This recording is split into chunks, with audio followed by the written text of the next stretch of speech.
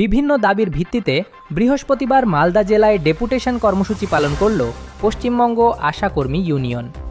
রাজ্য সরকার ঘোষিত ন্যূনতম 15,000 টাকা ইনসেন্টিভ প্রদান, 1 বছর পর্যন্ত সমস্ত বকেয়া মেটানো, কর্মরত অবস্থায় মৃত আশাকর্মীর পরিবারকে 5 লক্ষ টাকা ক্ষতিপূরণ সহ একাধিক দাবিকে সামনে রেখে সদর মহকুমা শাসকের কাছে ডেপুটেশন দেন সংগঠনের সদস্যরা। এদিন দুপুরে মালদা শহরে ইউনিয়নের পক্ষ থেকে একটি মিছিলের আয়োজন করা হয়। হাতে দাবি সংবলিত ফেস্টুন ও প্ল্যাকার্ড নিয়ে মিছিলে অংশ নেন শতাধিক আশাকর্মী। মিছিলটি শহরের বিভিন্ন গুরুত্বপূর্ণ রাস্তা পরিক্রমা করে মালদা জেলা প্রশাসনিক ভবন চত্বরে এসে শেষ হয়। সেখানে দীর্ঘক্ষণ বিক্ষোভ প্রদর্শন করেন আন্দোলনরত আশাকর্মীরা।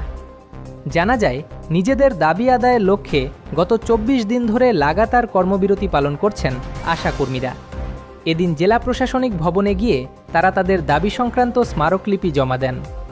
সংগঠনের জেলা সভানেত্রী ললিতা রাজবংশী জানান, আগামী 21শে জানুয়ারি স্বাস্থ্য ভবন অভিযান করা হবে। পাশাপাশি দাবি পূরণ না হলে আগামী দিনে আরও বৃহত্তর আন্দোলনে নামার হুঁশিয়ারিও দেন তিনি।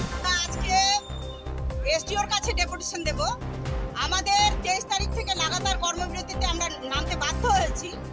আমাদের স্বাস্থ্য অভিযান ছিল 7 তারিখ। আমাদের কিছু দাবি তারা মৌখিকভাবে মেনে নিয়েছেন, কিন্তু ফিক্সড ভাতা, যেটা ফিক্সড ভাতা 15,000 টাকা না করা পর্যন্ত আমরা কর্মবিরতি চালিয়ে যাচ্ছি।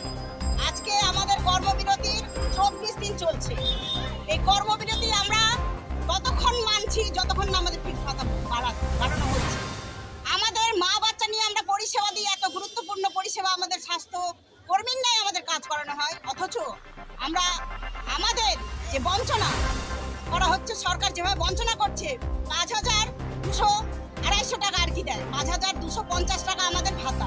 এই ভাতাতে এই দ্রব্যমূল্যের বাজারে কিছুই নয়, আমাদের সংসার চলে না। তার জন্যই আমরা আজকে কর্মবিরতিতে নেমেছি। আমাদের সরকার যদি এই দাবি না মেনে নেয়, তাহলে আমরা বৃহত্তর আন্দোলনে যেতে বাধ্য হব।